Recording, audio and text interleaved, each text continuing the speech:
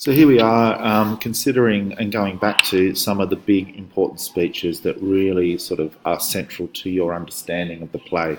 And the first and most famous one is this one way back in Act 1, where Hamlet first has his soliloquy about what's going on between his mother and his uncle. This too solid flesh would melt, thaw and resolve itself into a dew. This willingness to actually be outside of himself, to not be dealing with this emotional part of what he is. It's very early in the play, so it's a very different character than the one we meet near the end. He's very sort of melancholy in that traditional sense. How weary, stale, flat and unprofitable seem to me all the uses of this world. He's complete alienated and completely disconnected from who he is personally and from what's going on. At this point, he is not aware of his father's ghost wandering. So keep that in mind as well in terms of context. Then we get this speech and repetition, but 2 months dead, nay, not so much two. And we get that within a month. The reminder to the audience that the mourning period has not necessarily ended, and the audience should therefore bring itself into Hamlet's favour. They should understand and feel that Gertrude and Claudius are indeed sinning against the natural state of affairs, not within even a month. Pretty bad. We also get this language of hyperbole. So excellent a king, a Hyperion to a satyr, so loving to my mother that he might not between the winds of heaven visit her face too roughly. Hamlet seems to have a complete understanding of how his father and his mother's relationship was. Very loving, very beautiful, but he gives it this frame of perfection, which of course we've got to ask ourselves, do we trust that? Do we understand that this is the point of view of a mourning son? And therefore, the language is hyperbolic and possibly not quite essentially as true as it should be, given the circumstances of Gertrude's choices and the circumstances of Claudius and what has gone on with Fortinbras and all this kind of business.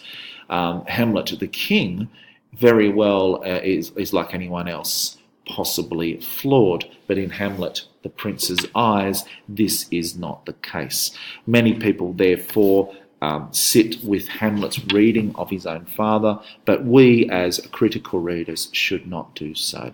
We should question Hamlet's motive there about his own father. It is skewed by his point of view and by his misery. Keep that very much in mind. That is why the language is that of hyperbolic words. It is there also to diminish Gertrude's character in our eyes, in the audience's eyes. It's a very clever manipulation by Mr. Shakespeare. This continues as well, and we get this famous frailty, thy name is woman, because of her transformation within a month. This is possibly something that has become controversial as a line, but again, it is representative of Hamlet trying to pursue an argument against his mother, and later, of course, this will assist in understanding why Hamlet is motivated to do what he does against Ophelia. Then we get down to this issue here about the relationship. Married my uncle, my father's brother, but no nor like my father than I to Hercules. A very clever little simile there about telling us about, number one, Hamlet's physicality, and number two, the idea that his uncle is completely different to his father, and therefore the audience should understand that his uncle is the villain. That's what Hamlet's doing. Hamlet is aware, we find out later, about how plays work. So in a meta sense, the character of Hamlet should be aware that he has an audience in front of him in many ways, if you play it in that kind of circumstance or sensibility. Therefore, he is setting us up again. Very clever. But then we get this language, as we remember, dexterity to incestuous sheets.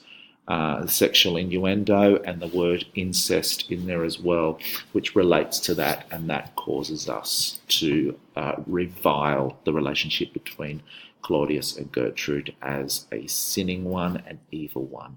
Therefore, the speech is complete in its purpose. Very cleverly done, Mr. Shakespeare. It is interesting then after that to move further forward. We understand the bit with the ghost, and we can go back to that and reflect on that. But we get this interesting situation where we have Laertes and Ophelia talking about Hamlet and Ophelia's relationship with Hamlet, which Laertes at this point actually suggests is not going to be successful, given that Hamlet has a duty to Denmark rather than a duty to Ophelia. And here we have this issue again with loyalty. And Laertes requesting basically of Ophelia that Hamlet is not worthy of her attention. And we get his lesson to her about such things. Then if he says he loves you, it fits your wisdom so far to believe it, as he, in his particular act and place, may give his saying deed, which is no further than the main voice of Denmark goes withal. Then weigh what loss your honour may sustain, if with too credent ear you list his songs, or lose your heart, or your chaste treasure open to his unmastered importunity. Fear it, Ophelia. Fear it, my dear sister, and keep you in rear of your affection. It is almost a foreshadowing of what's going to happen to her. And when we see Laertes later in great despair and distress, it possibly relates to the fact that he has not heeded her warning about what has occurred. You are in a great danger if you go for Hamlet, for the act of loyalty and the act of love are often in conflict. And this is the start of her first sort of hit that she takes. But she answers quite well. Good my brother, do not, as some gracious pastors do, show me the steep and thorny way to heaven, whiles like a puffed and reckless libertine himself the primrose path of dalliance treads, and recks not his own reed. That's her own version of, really? You don't even follow your own advice. Why should I follow yours? So Ophelia is as good a debater and creator of argument as Hamlet is. So therefore one would argue that Ophelia should be considered his equal. And when she has that ability taken away from her by her father, we ask ourselves, what is it that causes her death? Who is to blame? Clearly Laertes blames Hamlet. Clearly the state blames Hamlet, as Claudius may do. But do we, the audience, blame him? Even though we understand that his behaviour to her is a brutal one, and when we see her mad, we do feel quite angry at his actions. Then we get Polonius coming in and doing his very famous brief speech about to thine own self be true, which of course is something that we concern ourselves with in the entire play. So it is a singular idea that seems to be played out throughout every part. As we move through some of the other parts, which we'll get to, some of the other key things we need to think about is this speech of Hamlet's to Rosencrantz and Guildenstern when they are first discussing, and Hamlet has already worked out why they have come to do what they're doing, and they're doing the work of Hamlet's uncle, the king. And so Hamlet immediately sees a first sense of duplicity in what was supposedly his school friends.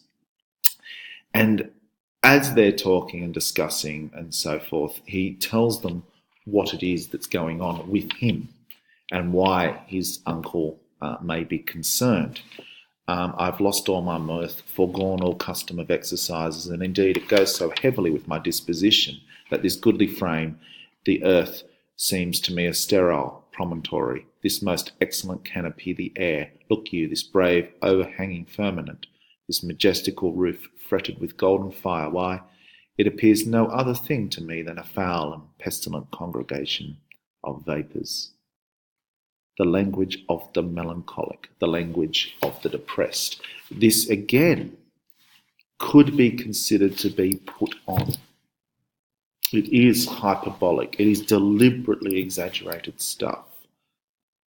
But then he can't help himself when he gets into that philosophical frame and he moves into this, what a piece of work is man. Now you'll note, of course, that each sentence here ends in exclamation. So the first half of the speech is done rhythmically in a certain way that seems melancholic. And then he jumps up, he changes. Just what a piece of work is man. It's how noble in reason, how infinite in faculty, in form and moving, how express and admirable in action, how like an angel in apprehension, how like a god. The beauty of the world, the paragon of animals. It's big, and it's a big explosion of emotion. It's the almost falsely joyous, which is a funny way of putting it, but when you think about it, that's what he's doing. What a piece of work is a man. Now that phrase, piece of work, has come to almost a pejorative sense. That person's a real piece of work, is usually cast as an insult. But at this point, he's suggesting what a piece of work is this creation of humanity. Look at what we can be and possibly are. This is what we should be and strive for. And so he goes big, but then he brings it back to, and yet to me, what is this quintessence of dust? We are, as we will find out again in Act 5 and throughout the play, nothing but creatures that return to nothing. We could pontificate on all our greatness, how noble in our reason, how infinite in our faculty. We are one of the great creatures, or we should be, in form and action. In our actions, we get bigger and bigger in this hyperbolic metaphor that he is playing with.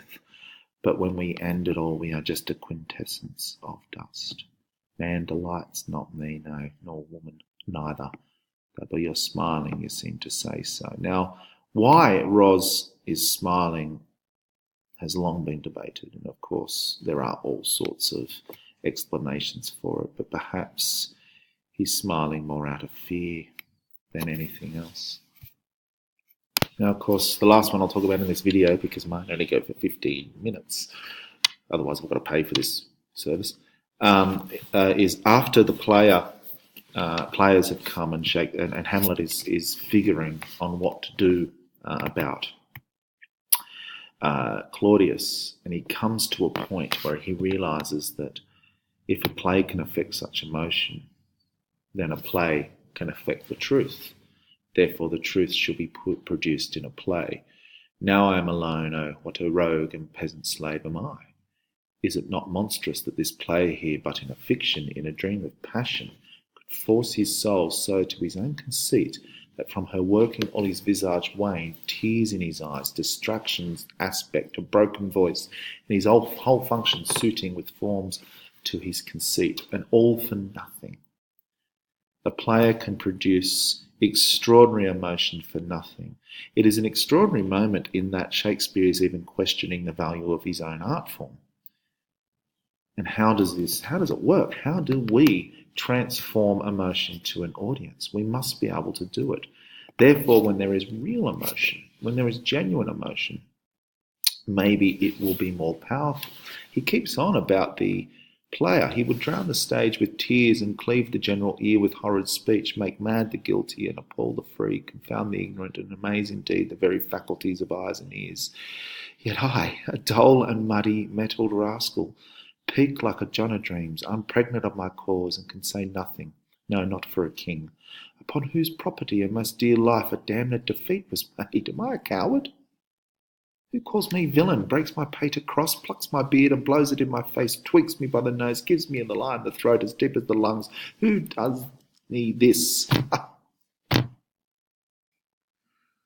And he's questioning even himself. Am I the villain of thy own peace? Am I the problem that I can't even avenge my father?